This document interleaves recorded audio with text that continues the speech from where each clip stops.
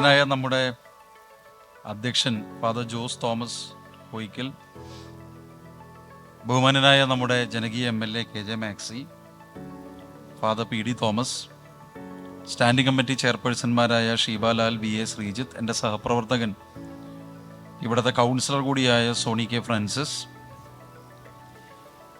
Sister Rosly Thekkanath, Auxilian കോൺവെൻറ്റിൻ്റെ superior, father Augustine, Shri Babu Mathew, father Sebastian Joseph, വേദിയിലുള്ള ബഹുമാന്യരെ, സദസ്സിൽ അതിനേക്കാൾ ബഹുമാന്യരായ ആളുകളുണ്ട്, ബഹുമാന്യരായ അച്ഛന്മാർ, സിസ്റ്റേഴ്സ്, പ്രിയപ്പെട്ട കുട്ടികളെ, സഹോദരി സഹോദരന്മാരെ, ഞാൻ പ്രസംഗിക്കുന്നില്ല. കാരണം ഞാൻ ഏതാണ്ട് 1 മണിക്കൂർ വൈകരുത് എന്നുള്ളത് കൊണ്ട് ഇന്ന് സത്യത്തിൽ ഒരു പരിപാടിയും ഞാൻ പറഞ്ഞു. ഈ കോൺവെൻ്റ്, ശ്രീജിത്തിനറിയാം, ഈ കോൺവെൻ്റ് പരിപാടിയും നമ്മുടെ സ്നേഹഭവൻ്റെ പരിപാടിയും അത് കഴിഞ്ഞാൽ എനിക്ക് എൻ്റെ വീടിനടുത്തൊരു പരിപാടി വളരെ 2 മാസം മുമ്പ് അവർ തീരുമാനിച്ചതാണ്.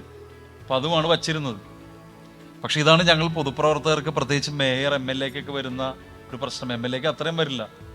എൻ്റെ പ്രശ്നം 4 അസംബ്ലി മണ്ഡലങ്ങളിൽ മന്ത്രിമാരാരെങ്കിലും വന്നാൽ പിന്നെ അതിനോടൊപ്പം നമ്മൾ പോകുക എന്ന് പറയുന്നത് നമുക്ക് മാർഗമില്ലാതാവുകയാണ്. 2 മന്ത്രിമാരുടെ പരിപാടി ഇതിനിടയിൽ കയറി വന്നു. ആദ്യത്തെ മിനിസ്റ്റർ വന്നപ്പോൾ തന്നെ മിനിസ്റ്റർ കുഴപ്പമില്ല, അവർക്ക് തീരെ വയ്യ, 1 മണിക്കൂർ വൈകി, 1.25 മണിക്കൂർ വൈകി. അത്രയും സമയമാണ് ഞാനിവിടെ വൈകിയത്. ദയവായി എല്ലാവരും ക്ഷമിക്കുക. പ്രസംഗിക്കുന്നില്ല എന്ന് പറഞ്ഞത്, ഞാൻ പ്രസംഗമല്ല ഇവിടുത്തെ ഏറ്റവും വലിയ കാര്യം. കാരണം ഇവിടെ പ്രവൃത്തി നടന്നുകൊണ്ടിരിക്കുന്ന സ്ഥലത്ത് എന്ത് പ്രസംഗമാണ്. അച്ഛൻ വളരെ തന്ത്രപൂർവ്വം പറഞ്ഞു, ഞങ്ങൾ ഹിന്ദു മതവിശ്വാസികളായിട്ടുള്ള ആളുകൾ, ഞങ്ങൾ സാധാരണഗതിയിൽ ഞങ്ങൾ പറയുക അച്ഛൻ എന്നാണ്. അപ്പോൾ അച്ഛനെന്ന് ഹിന്ദുക്കൾ പറയുമ്പോൾ അത് ക്രൈസ്തവർ പറയുമ്പോൾ അച്ഛനാകുമ്പോൾ തോമസ് അച്ഛനാവും. അപ്പോൾ അച്ഛനൊരു പേടി, ഇനി നഗരപിതാവ് അച്ഛനാണെന്ന് പറഞ്ഞാൽ ഒരു പ്രശ്നവുമില്ല. അതാണ് പറഞ്ഞത് അപ്പനാണ് എന്ന്. പിന്നെ പ്രശ്നം തീർന്നില്ല. ഞാനതിനെല്ലാം വളരെ സന്തോഷപൂർവ്വം സ്വാഗതം ചെയ്യുന്നു. അപ്പോൾ അധ്യക്ഷൻ കുറച്ചുകൂടി കർശനമായി ഇടപെട്ടു. നിങ്ങൾക്ക് ഇതൊക്കെ മനസ്സിലാവേണ്ടെന്ന് എനിക്കറിയില്ല. ഞാൻ ഈ പ്രസംഗം മുഴുവൻ ശ്രദ്ധിക്കുന്നുണ്ട്. അധ്യക്ഷനായ കോയിക്കലച്ചൻ പറഞ്ഞത്, അപ്പനാണിത് മുഴുവൻ നടത്തേണ്ടത്, പിന്നെ നിങ്ങൾക്ക് സമയമില്ലാത്തതുകൊണ്ട് ഞങ്ങളിത് നടത്തി തരികയാണ്. ആ ഓർമ്മ ഉണ്ടാവണം എന്നുള്ളതാണ്. എനിക്കത് മനസ്സിലാവുന്നുണ്ട്. പക്ഷേ ഒരുപാട് കൃത്യാന്തര ബാഹുല്യത്തിനിടയിൽ ഞങ്ങളങ്ങനെ ആകാൻ തീരുമാനിച്ചാൽ ആവില്ല. അച്ഛൻ അതും പറഞ്ഞു, നമ്മളെ കൊണ്ട് പറ്റില്ല, പറ്റാത്ത കാര്യം നമ്മൾ ആലോചിച്ചിട്ട് കാര്യമില്ല. ഇവിടെ നിങ്ങൾ നടത്തുന്നതുകൊണ്ടാണ് ഇത് ഭംഗിയായി നടക്കുന്നത്. കേന്ദ്ര സർക്കാരിൻ്റെ ഇപ്പോഴത്തെ സന്നദ്ധ സംഘടനകളുള്ള സമീപനം പറഞ്ഞ്, സന്നദ്ധ സംഘടനകളോടൊന്നും പ്രശ്നമൊന്നുമില്ല. സന്നദ്ധ സംഘടനകൾ ഒരുപാടുണ്ട്. കേന്ദ്ര സർക്കാർ തന്നെ പ്രോത്സാഹിപ്പിക്കുന്ന 1000കണക്കിന് സന്നദ്ധ സംഘടനകളുണ്ട്. അച്ഛനൊരിക്കലും തെറ്റിദ്ധരിക്കരുത്. മതപരമായ ചില സന്നദ്ധ സംഘടനകളോട് മാത്രമേ അഭിപ്രായ വ്യത്യാസമുള്ളൂ. ഞങ്ങളുടെ പ്രത്യേകത, ഞങ്ങൾക്ക് ഒരു സന്നദ്ധ സംഘടനയോടും അഭിപ്രായ വ്യത്യാസമില്ല. ഞങ്ങളുടെ പ്രത്യേകത, ഞങ്ങൾ ഏതെങ്കിലും ഒരു സന്നദ്ധ സംഘടനയോ ഏതെങ്കിലും ഒരു മതത്തോടോ അതിരുകടന്ന മമതയോ അതിരുകടന്ന സ്നേഹമോ വാത്സല്യമോ കാണിക്കുന്നില്ല. അതാണ് നമ്മുടെ ഭരണഘടന. അതനുസരിച്ച് അങ്ങ് പ്രവർത്തിച്ചാൽ പ്രശ്നമില്ല. ഇന്നാണ് ഈ റിപ്പബ്ലിക് ഡേ ആണ്. അച്ഛനത് ഓർമ്മിപ്പിക്കുകയും ചെയ്തു.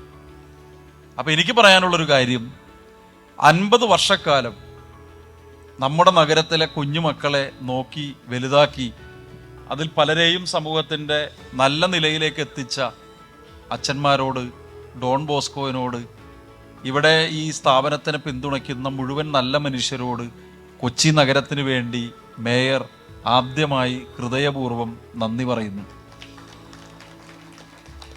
അപ്പോൾ അത് വളരെ ആത്മാർത്ഥമായി പറയുന്ന ഒരു നന്ദിയാണ് എന്ന് അച്ഛൻ മനസ്സിലാക്കും എന്ന് ഞാൻ കരുതുകയാണ്. അതിന് എന്ത് പ്രത്യുപകാരം ചെയ്യുമെന്ന് ചോദിച്ചാൽ ഒന്നും പ്രത്യുപകാരം ചെയ്യാൻ പറ്റില്ല. കാരണം അതൊരു വലിയ കാര്യമാണ്. ഞാൻ ഈ അടുത്ത ദിവസം ഒരു സിനിമ കണ്ടു, ആർട്ടിക്കിൾ 21. ഈ ഷീബാലാലും ശ്രീജിത്തും സോണിയൊക്കെ അത് വായിച്ചു കാണും. ഞാൻ എഴുതിയത്, അവരെൻ്റെ ഫേസ്ബുക്കൊക്കെ ഇടയ്ക്ക് നോക്കുന്നുണ്ട്. 21ാം അനുച്ഛേദത്തെ, ഞാൻ നിയമവിദ്യാർത്ഥിയായിരുന്നു, 21ാം അനുച്ഛേദത്തെ പഠിക്കാനുള്ള ഒരു വിദ്യാർത്ഥിയുടെ പഠിക്കേണ്ട കാലത്ത് അവൻ കുപ്പത്തൊട്ടിയിൽ 2 കുട്ടികൾ നടക്കുന്ന ചിത്രം മനോഹരമായി, ആ സംവിധായകൻ്റെ നിർബന്ധത്തിൽ ഞാൻ പോയി കണ്ടു. നിങ്ങളെല്ലാവരും കാണണം. പ്രത്യേകിച്ച് ഡോൺ ബോസ്കോയിലെ എല്ലാ അച്ഛന്മാരും കാണണം, നിർബന്ധമാണ്. എങ്ങനെയാണ് ആ കുട്ടികൾ ആ കുട്ടികളെ പഠനത്തിന്റെ അന്തരീക്ഷത്തിലേക്ക് തിരിച്ചെത്തിക്കുന്നത് എന്നാണ് സിനിമയുടെ ഇതിവൃത്തം. അതെന്നെ വല്ലാതെ നൊമ്പരപ്പെടുത്തി. അതിലൊരു വാചകം ഇങ്ങനെയാണ്: വെളിച്ചത്ത് നിൽക്കുന്ന നിങ്ങൾ പലപ്പോഴും ഇരുട്ടത്ത് നിൽക്കുന്നവരെ കാണുന്നില്ല, പക്ഷെ ഇരുട്ടിൽ നിൽക്കുന്നവരെല്ലാം വെളിച്ചത്ത് നിൽക്കുന്ന നമ്മളെ കാണുന്നുണ്ട്. ഇതാണ് അതിന്റെ പ്രത്യേകത. വെളിച്ചത്ത് നിൽക്കുന്ന നമ്മളെല്ലാവരെയും കാണുന്നുണ്ടെങ്കിലും ഇരുട്ടിൽ നിൽക്കുന്ന ആളുകളെ കാണുന്നത് നിങ്ങൾ അച്ഛന്മാരും സിസ്റ്റേഴ്സുമാണ് എന്ന് പറയാൻ എനിക്ക് അങ്ങേയറ്റത്തെ അഭിമാനമുണ്ട്. അതിലെനിക്ക് യാതൊരു മാറ്റവുമില്ല. നിങ്ങൾക്ക് അവരെ കാണാൻ കഴിയുന്നു. നമുക്ക് എല്ലാവർക്കും കണ്ണുകൾ തന്നെങ്കിലും നിങ്ങൾ മാത്രമാണ് ആ കണ്ണിലൂടെ ലോകത്തെ കാണുന്നത് എന്നാണ് എൻ്റെ അഭിപ്രായം. അപ്പോൾ തീർച്ചയായും അതൊരു വലിയ കാര്യമാണ്.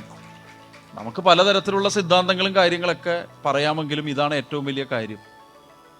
എനിക്ക് നിങ്ങളോട് അഭ്യർത്ഥിക്കാനുള്ളൊരു കാര്യം, നിങ്ങളോട് ഇവിടെ ഏറ്റു പറയാനുള്ളൊരു കാര്യം, ഇപ്പോൾ 50-ാം വാർഷിക ആഘോഷങ്ങളുടെ തുടക്കമാണ്.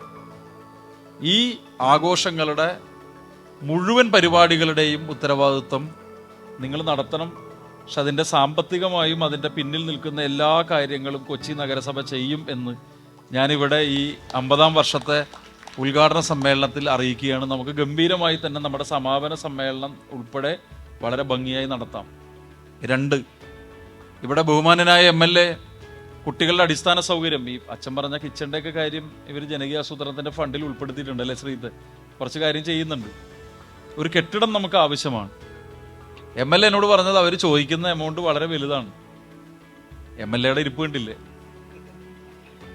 MLA സംഗതി ക്രിസ്മസിന് ഒരു സാന്റാക്ലോസിനെ പോലെ എന്തും തരാൻ തയ്യാറാണ്. പക്ഷെ പ്രശ്നം എന്താണെന്ന് വെച്ചാൽ ഈ സാന്റാക്ലോസിന്റെ കയ്യിലുള്ളതല്ലേ തരുള്ളൂ. അക്ഷയപാത്രം പോലെ ദൈവമൊന്നും അദ്ദേഹത്തിന് കൊടുത്തിട്ടില്ല. കൊടുത്ത ഫിനാൻസ് മിനിസ്റ്റർ കൊടുത്ത ഫണ്ടേ ചെലവാക്കാൻ പറ്റുള്ളൂ.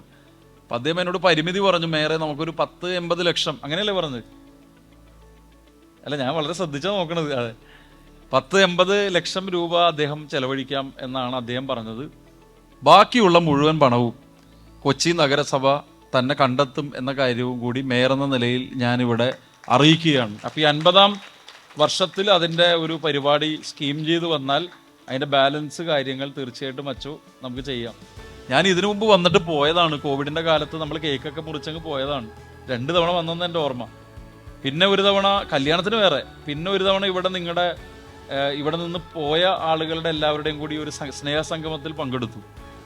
കൂടുതൽ വരണമെന്നാണ്, കൂടുതൽ വരുന്നതാണ് ശരി. പക്ഷെ ഇതാണ് നമ്മുടെ അവസ്ഥ വെച്ചു. ഇപ്പം അടുത്ത പരിപാടി സ്ഥലത്തുള്ള ആൾക്കാർ അസ്വസ്ഥരായി തുടങ്ങും. കാരണം അവർ ഒരു 5 വയസ്സ് മുതൽ എന്നെ കാണുന്ന ആൾക്കാരാണ്. ഞങ്ങൾ ആ കാലത്തെ കോൺഗ്രസ് പ്രവർത്തകരുടെ അന്നത്തെ ഒരു ക്ലബ്ബാണ്. ഇപ്പോൾ അവരൊക്കെ അങ്ങനെ രാഷ്ട്രീയത്തിലൊന്നും സജീവമായിട്ടില്ല. പക്ഷെ അവരുടെ ഇതേപോലെ 50-ാം വർഷമാണ്. 2 മാസം മുമ്പ് തീരുമാനിച്ചാണ്. അപ്പോൾ അവിടെ ചെന്നില്ലെങ്കിൽ ഞാൻ സ്നേഹഭവന്റെ പരിപാടിയാണെന്ന് പറയുമ്പോൾ അവർക്ക് മനസ്സിലാവില്ല. കഴിഞ്ഞ പരിപാടിക്ക് ഇതിനു മുമ്പ് ജനറൽ ആശുപത്രിയിൽ പരിപാടി വന്നപ്പോൾ, ആരോഗ്യവകുപ്പ് മന്ത്രി വന്നപ്പോൾ വന്നില്ല. അവർ ഓൺലൈനിൽ അവരെ പ്രസംഗം തുടങ്ങുന്നതിന് മുമ്പ് ഞാൻ ഇറങ്ങിപ്പോകുന്നു. കാരണം അതിന് കാരണക്കാരി ഇവിടെ ഇരിക്കുന്നുണ്ട്. ഞാൻ ആളെ പറയില്ല. പള്ളുരുത്തി തന്നെ ഒരു പരിപാടിക്ക് ഞാൻ പോകുന്നതാണ്, സമയം വൈകാതിരിക്കാൻ. അച്ഛൻ ആരോഗ്യം നോക്കുന്നുണ്ട്, അത് പിന്നെ നോക്കിയാൽ മതി. 1 അപ്പോൾ അത് ഏറ്റ പരിപാടിയായിരുന്നു. അപ്പോൾ അവിടെ നിന്ന് ഇറങ്ങേണ്ടി വന്നു. വീണ്ടും ഞാൻ അതേ മിനിസ്റ്ററോട്, എനിക്ക് വീണ്ടും പള്ളുരുത്തിയിൽ വേറെ പരിപാടിയാണെന്ന് പറഞ്ഞാൽ മിനിസ്റ്റർ വിചാരിക്കും നിങ്ങൾ വെറുതെ പറ്റിക്കുകയാണെന്ന് വിചാരിക്കും. അപ്പോൾ അതുകൊണ്ടാണ് ഞാൻ ഒന്നും മിണ്ടാതെ മിനിസ്റ്റർ പരിപാടി തീരുന്നത് വരെ അവിടെ ഇരുന്നത്. ഏതായാലും എല്ലാ ഇവിടുത്തെ കുട്ടികൾക്കും എല്ലാ ആശംസകളും. ഡോൺ ബോസ്കോ മേയർ എന്ന നിലയിൽ ഞാൻ വളരെ ഹൃദ്യമായി ഇടപെടുന്ന ഒരു സ്ഥാപനമാണ്. പ്രത്യേകിച്ച് വടുതലയിൽ ഇടയ്ക്കിടയ്ക്ക് നമ്മൾ പല പരിപാടികളിലും സഹകരിക്കുന്ന ഒരു വ്യക്തിയാണ് ഞാൻ. അതുകൊണ്ട് ഡോൺ ബോസ്കോയുമായിട്ട് വളരെ അടുത്ത ബന്ധം എനിക്കുണ്ട്. ഇനിയും ഡോൺ ബോസ്കോ വടുതലയിൽ ചില പരിപാടികൾ മറ്റേ മാലപ്പടക്കം പോലെ നടക്കാനുണ്ട്. അപ്പോൾ അതുകൊണ്ട് സ്വാഭാവികമായും ആ ബന്ധം തുടർച്ചയായി തീർച്ചയായും ഞാൻ തുടരുക തന്നെ ചെയ്യും എന്ന് സൂചിപ്പിക്കുന്നു. എൻ്റെ വർത്തമാനം ചുരുക്കുന്നു. സന്തോഷപൂർവ്വം നമ്മുടെ 50-ാം വർഷത്തെ ആഘോഷങ്ങൾ സത്യത്തിൽ തുടങ്ങാൻ തീരുമാനിച്ച മേയർമാരെയാണ് നമ്മൾ.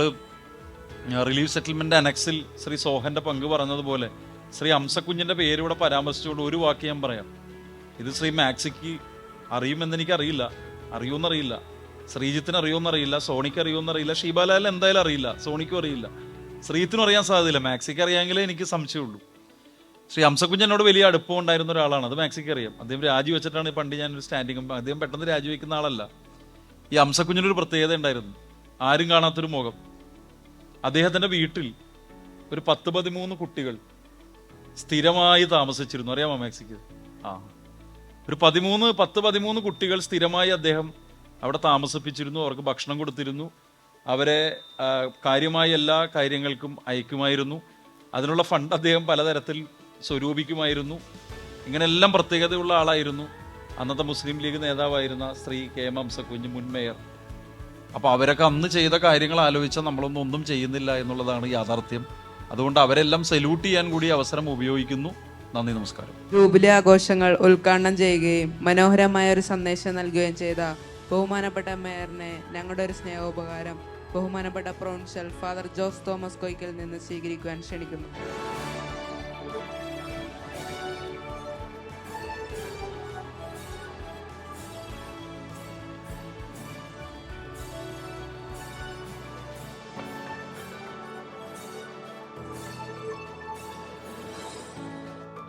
ഞാനിപ്പോ സൂചിപ്പിക്കുകയാണ്, എൻ്റെ മേശപ്പുറത്ത് ഇപ്പൊ കേന്ദ്ര സർക്കാരിന്റെ ചില പരിപാടികൾക്ക് കോൺഫറൻസിന് പോയ എൻ്റെ ഒരു മൊമെന്റുമാണ് ഞാൻ മുമ്പിൽ വെച്ചേക്കുന്നത്.